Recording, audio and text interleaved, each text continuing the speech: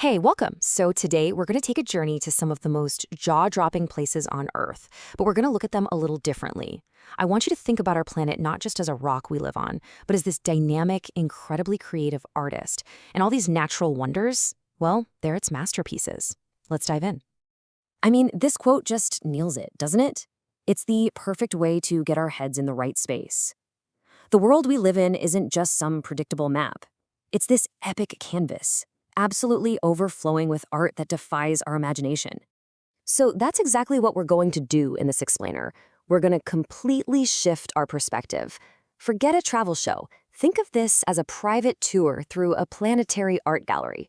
We're going to explore the actual tools and techniques Earth uses to create its most breathtaking work. And the first wing of our gallery? Well, it's dedicated to the most dramatic, most powerful tools of all, the raw, explosive power of volcanic fire and the slow, immense, and creative pressure of glacial ice. It's just wild what fire can cook up. You go to Northern Ireland and you see the Giant's Causeway. That's 40,000 perfect interlocking basalt columns that look like they were made by hand. Then you have Turkey, where soft volcanic rock was sculpted by wind into fairy chimneys, and then humans came along and carved entire cities into them. From the active, smoking cone of Mount Bromo to the sacred, massive columns of Devil's Tower, you just see this fiery creation at work everywhere. Okay, so from the intense heat of a volcano's forge, we're going to swing to the complete opposite extreme. This artist works slowly, silently, and with unimaginable cold. And this is a perfect example of what you'd call ephemeral art. These ice caves under Iceland's largest glacier aren't permanent statues. Nope. They're born when summer meltwater carves out tunnels, and then they refreeze into these insane crystalline galleries in the winter. What's so amazing is that the cave you visit one year will be totally gone the next, replaced by a new, completely unique sculpture of glowing blue ice. All right, so if fire and ice are the dramatic, fast-working sculptors, then wind and water, well, they're the patient masters of detail. These forces work over millions and millions of years, meticulously carving out their masterpieces. You want to see a perfect example? Look no further than the wave in Arizona. This is like geology in motion, just frozen in time. For almost 200 million years, wind and rain have just been polishing these sandstone layers, creating these fluid, flowing shapes that look like a sea of rock.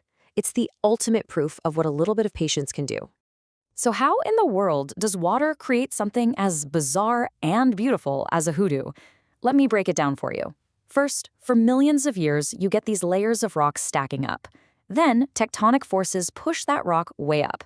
And finally, the artists, frost and rain, get to work chipping away at the softer rock layers, leaving these incredible gravity-defying spires. The final result? The stunning, surreal amphitheater of Bryce Canyon. And get this, water doesn't just create by carving. Sometimes it creates by taking things away. The Great Blue Hole in Belize wasn't always this giant underwater sinkhole. Back in the last ice age, it was a totally dry cave. But as the planet warmed up and the sea levels rose, the ocean flooded in, the roof caved in, and a brand new wonder was created by subtraction. Okay, so we've moved from the physical forces of shaping rock. Now let's talk about the planet's living paint palette. This is where biology and chemistry take over, painting the world with the most vibrant colors and creating light in the absolute darkest places. I mean, seriously, this has to be one of nature's most surreal paintings. It looks completely artificial, right? But the reason for that shocking bubblegum pink color is entirely natural, and it all comes down to a tiny but incredibly tough little organism. So here's the secret.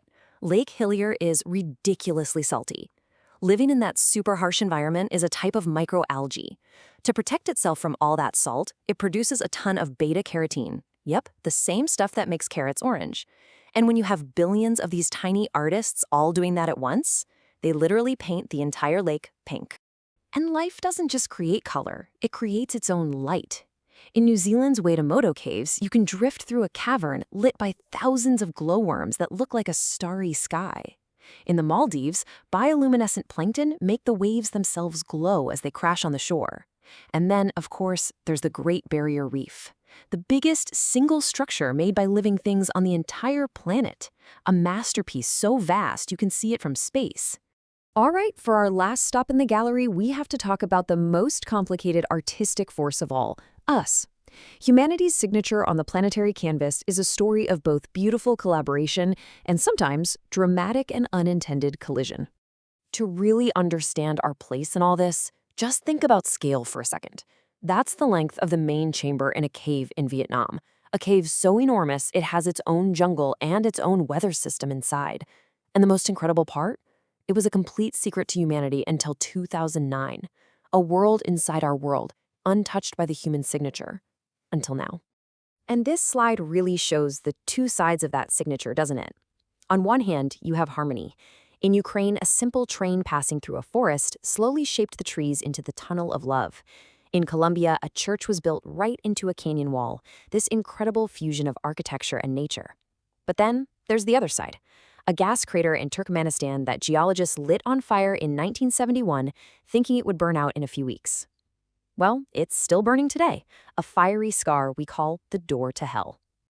So, as we've seen, our Earth is anything but static. It's a living, breathing gallery that's in a constant state of creation. The art is made with fire, with ice, with wind, with water, with microscopic life, and now, with the signature of the human hand. And that leaves us with one big, crucial question. This planetary masterpiece is still being painted, it's still being sculpted. As we become an ever more powerful force on this planet, we have to ask ourselves, in its next great chapter, what role will we play? Thank you for joining me.